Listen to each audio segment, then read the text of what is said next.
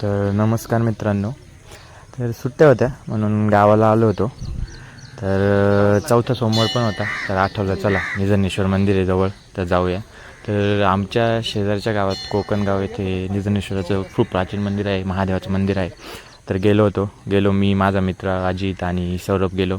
आम्ही एकाच गाडीवर गेलो दर्शन होतं. थोडी रांग होती, रांगेत उभं राहावं लागलं, थोडी रांग होती, तर दर्शन थोडा वेळ लागला.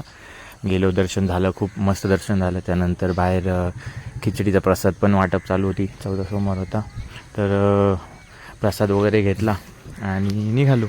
तर जाता जाता आम्हाला तर तिथे गोसंवर्धन केंद्र दिसल्यावर म्हटलं चला भेट देऊया. तर तिथे आम्हाला गाया वगैरे, म्हणजे माणसांनी सोडलेल्या गाया, गोरे वगैरे होते खूप. जर्सी गायांचे गोरे, गावरान गायांचे गोरे वगैरे पण होते.